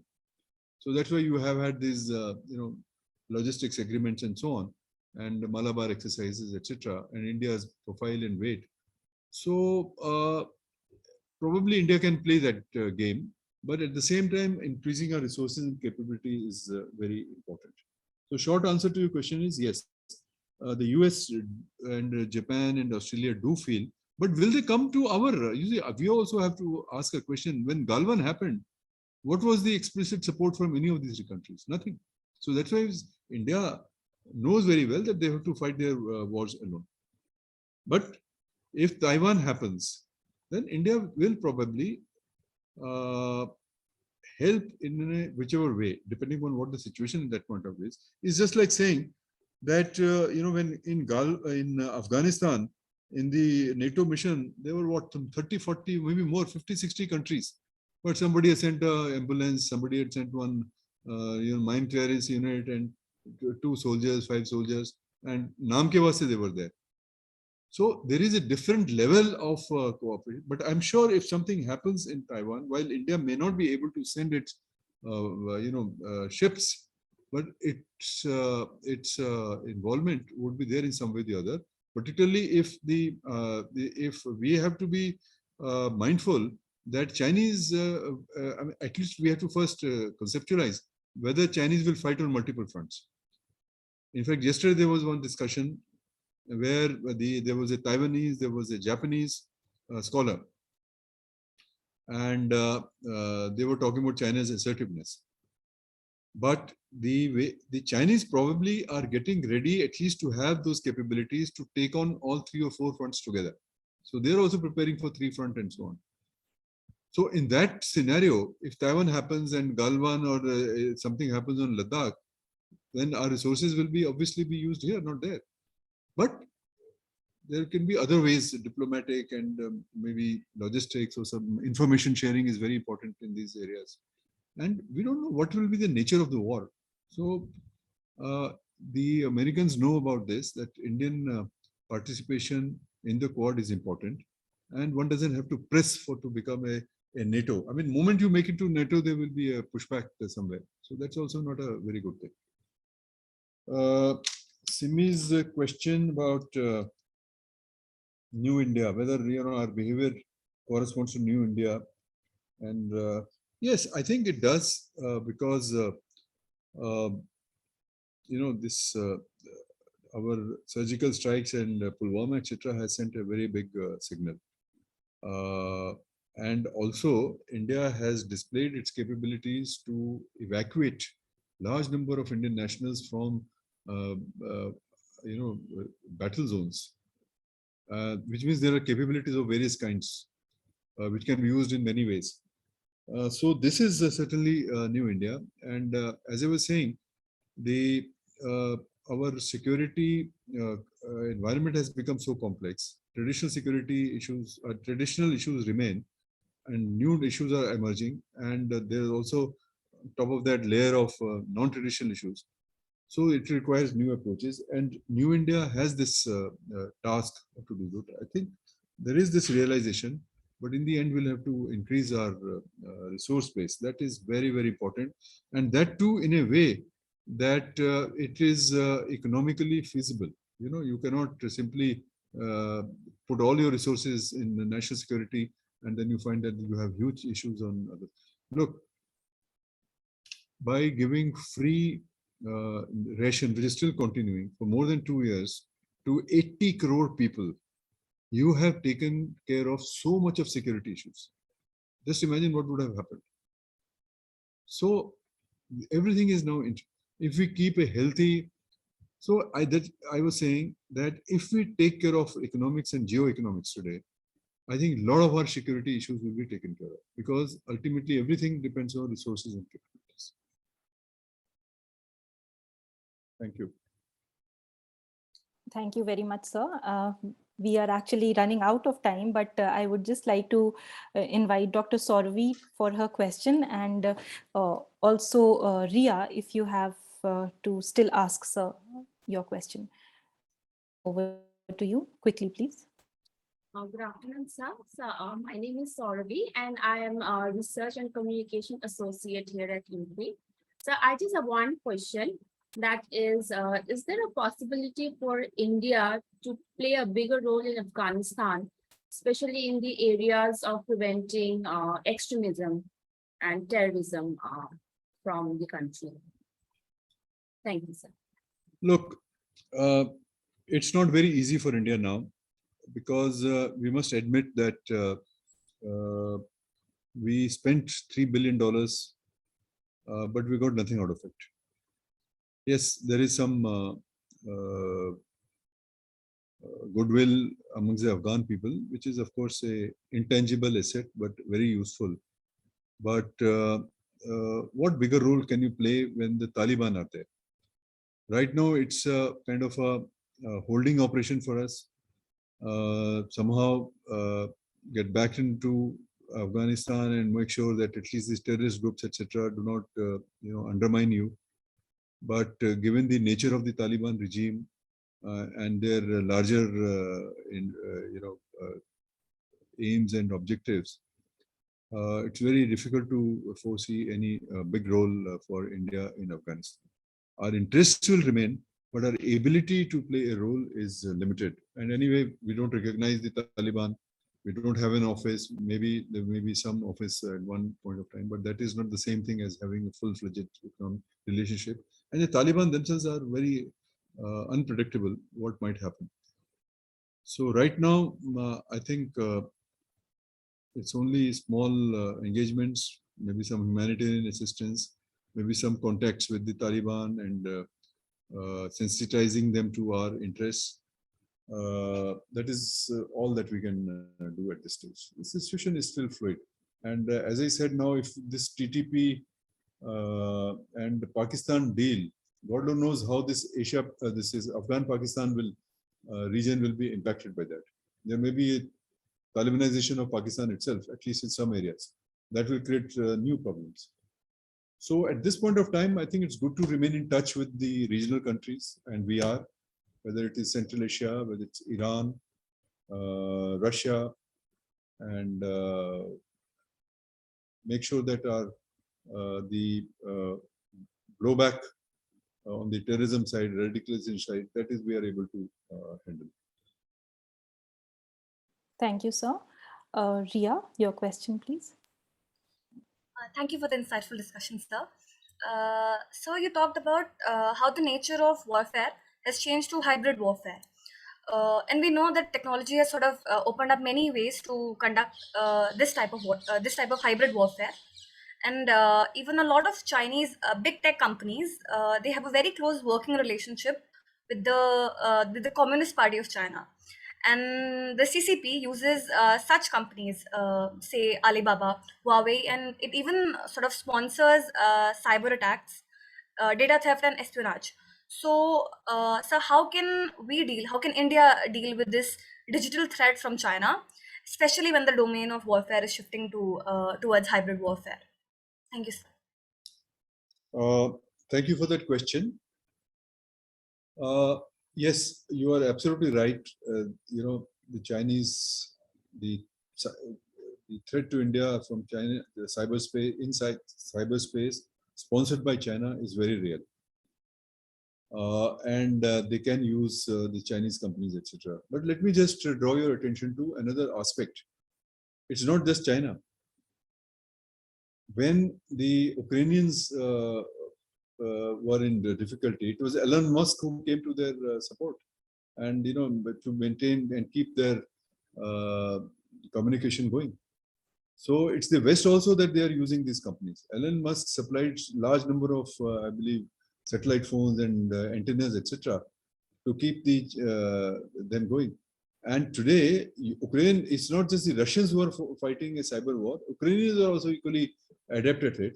And there's so many people involved in it, and in which there are many non-government also. So this is the nature of hybrid warfare. Anybody would do it, and if they can do it, because there is non-attribution in cyberspace, it's very difficult to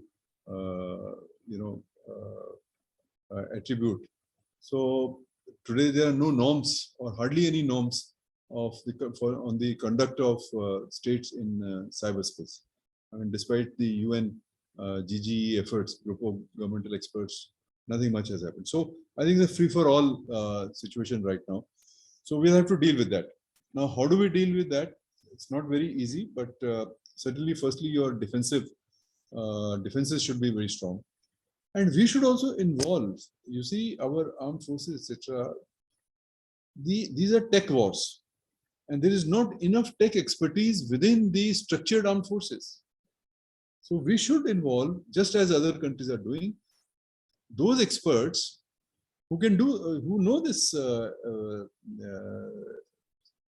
area well, or this domain well. So domain knowledge is very important. We should train people in our universities. And it is not just the military assets. Your economy will be impacted, your health will be impacted, health systems will be impacted, energy infrastructure will be impacted. Critical infrastructure is very important. So these efforts will have to be done by many others, Today, in many parts of the world, the big companies are using their own tech forces. What they're saying is they're essentially using for defensive purposes, how to secure a network of a big company, etc. But it doesn't take much time to use it. One expert today in a defensive role, tomorrow in an offensive role, and these offenses are happening. So I think we will also have to pay some attention in this area as well. And we have an NTRO, which is responsible for the critical infrastructure protection. We have CERT, and we have malware analysis centers. All these are in the functioning right now. And what we do not have is some kind of a coordination. And I think that is the direction in which we should work. We have now a defense cyber agency, and we have a defense space agency today. And they are now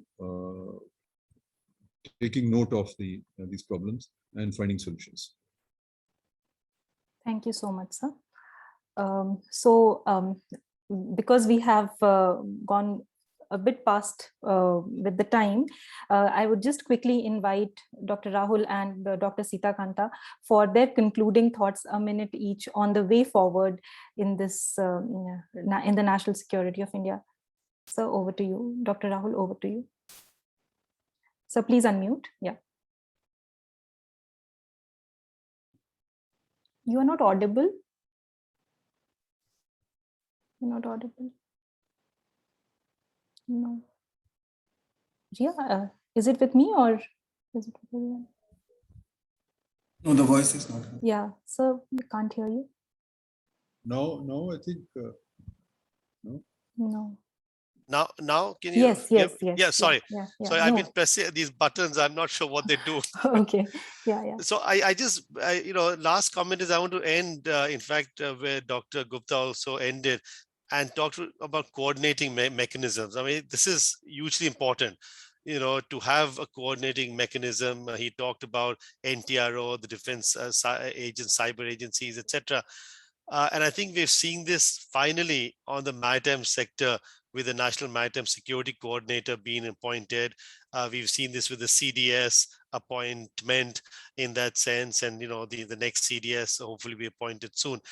But I think in addition to the resources issue, the capability issue, I think coordination is a key point for India's national security, and also implementation in many ways. Though we've seen implementation take place successfully from the time of the Group of Ministers report in the year 2000 to now, there's been tremendous implementation.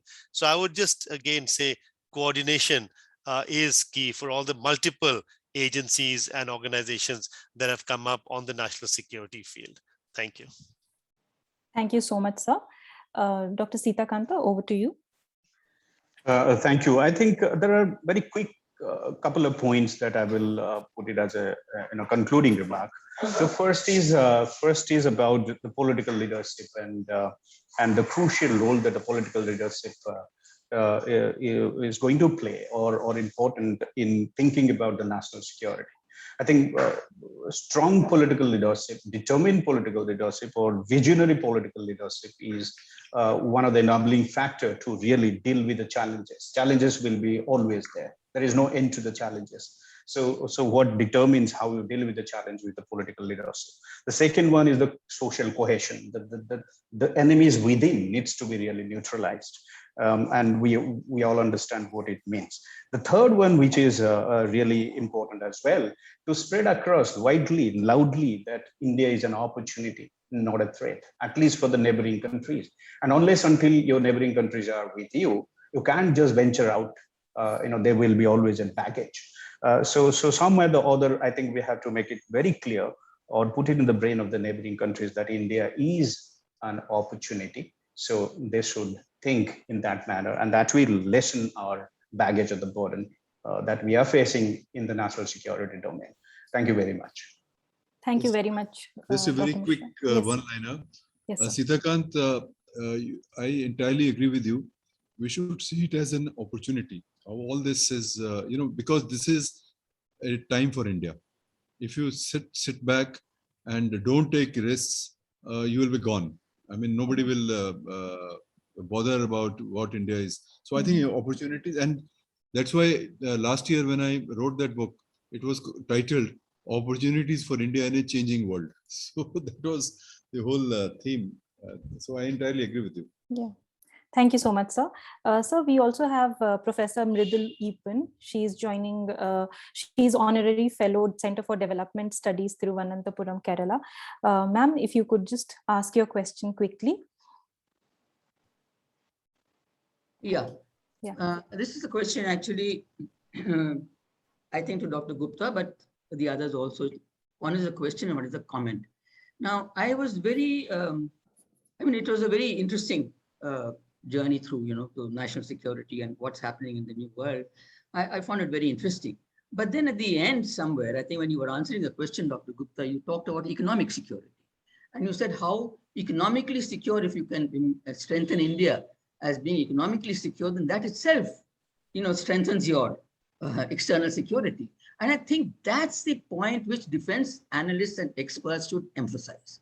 And that's why I opened my mouth, because social scientists saying it sometimes appears to be an anti-national, or they're not bothered about security. They're bothered about national rural employment guarantee scheme, but what about getting more armed forces? What about getting more arms and equipment? So I'm saying, I know it's a balance, but if the defense experts and analysts keep this in mind when they're advising the government, they should tell them that, look, we also need to be economically secure, not just with a high rate of growth. We know all that now. We know that the high rate of growth need not mean anything if the people are still hungry and poor. So we have to be economically secure.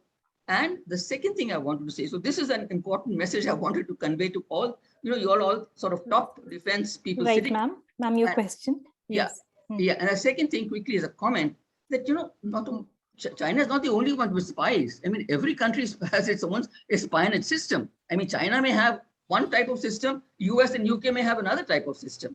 So I think that we should also be very clear in our minds that all countries indulge in spying. Yeah, I think even we do that. So we should not single out a certain country and then talk about a spionage. So these are my comments on. But otherwise, I found it a very interesting journey through how India is trying to become externally secure. Yeah. Thank you. Thank you so much, Professor Eapen. I would just finally invite Dr. Gupta for his concluding words, and we'll end with vote of thanks. Sir, over to you. I think I seldom speak so much as well. So we are so honored that you spoke. Yeah. Yes, sir. Thank you very much for inviting me, and I enjoyed this interaction, and hope to remain in touch with you. Thank you. Absolutely, absolutely, sir. It was a pure honor. Big thanks to Rahul and also to Sitakanta Mishra. Thank you, sir. Thank you. So I just invite Ria for delivering the formal vote of thanks. Ria? Thank you, ma'am. As we come to the end of this extremely enlightening discussion, I, Ria Shah, researcher at IMPRI, Impact and Policy Research Institute, New Delhi, would like to formally propose a vote of thanks on behalf of the IMPRI Center for International Relations and Strategic Studies, CIRSS. We are extremely grateful to Dr. Arvind Gupta for sharing his valuable insights on this distinguished lecture on emerging dimensions of India's national security. Thank you, sir. We would also like to thank our esteemed discussants, Rahul Roy-Chaudhury and Dr. Sitakanta Mishra, for adding their thoughtful and diverse perspectives to this deliberation. Thank you so much, sir. We are grateful to Dr. Simi Mehta for moderating this event.